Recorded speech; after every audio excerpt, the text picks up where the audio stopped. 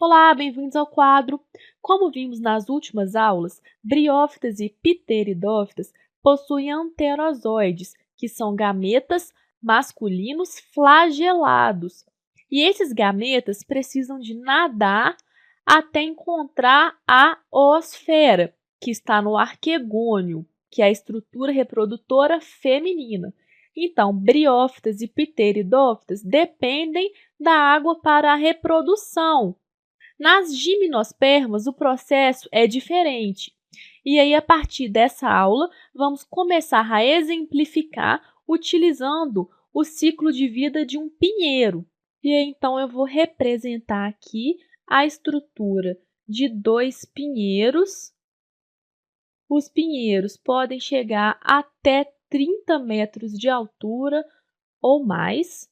Estão aqui desenhados. Lembrando das folhas dos pinheiros, que são folhas aciculares, ou seja, em forma de agulha. Então, temos aqui algumas folhas dos nossos pinheirinhos. Toda essa estrutura representa o esporófito do pinheiro.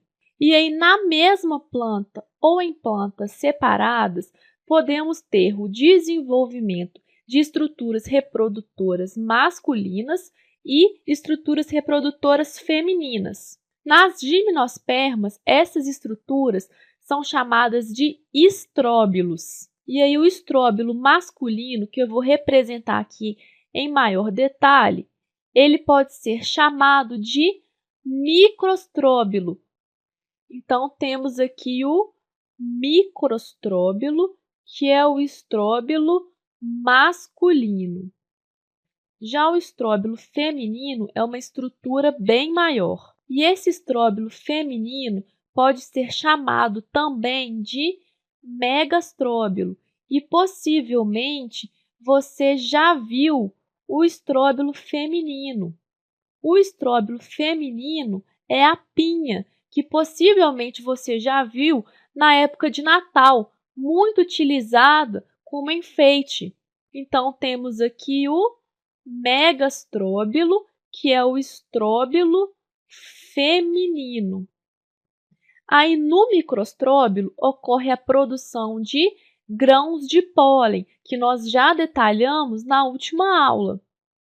E aí, só para relembrar, é no estróbilo masculino que está o microsporófilo, que é aquela folha especializada que vai ser responsável pela formação dos grãos de pólen. Então, já temos aqui o grão de pólen formado, que na gimnosperma é uma estrutura alada, o que facilita a sua dispersão pelo vento. E aqui, fazendo parte do grão de pólen, temos aquelas 4 células que também falamos na última aula. As duas protaliais, a célula do tubo e a célula generativa. E para relembrar, o processo de polinização feito pelo vento é chamado de anemofilia.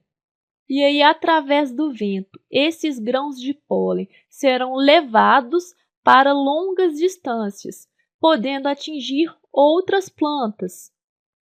E aí, esses grãos de pólen irão, então, aderir ao estróbilo feminino. No estróbilo feminino, como já falamos na aula de sementes, nós temos também uma folha especializada, que é o megasporófilo. E aí, no megasporófilo, há um megasporângio, e nesse megasporângio há megasporócitos, que irão originar o megásporo.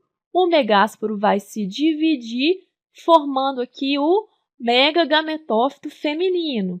No megagametófito feminino está o arquegônio com a oosfera, que é o gameta feminino. E aí, cerca de um mês após a polinização, este grão de pólen que está aqui em contato com o estróbilo feminino começa a germinar. Então, vou representar aqui o grão de pólen no início da sua germinação. Aquela célula do tubo polínico vai se dividindo e diferenciando, originando o tubo polínico. Então, temos aqui o tubo polínico, que é uma importante estrutura, e o tubo vai se desenvolvendo até entrar em contato com um megagametófito, um gametófito feminino. E aí, lembra da última aula que eu falei que a célula generativa era muito importante?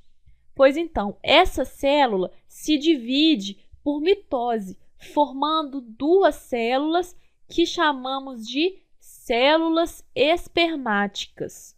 Essas células espermáticas são os gametas masculinos.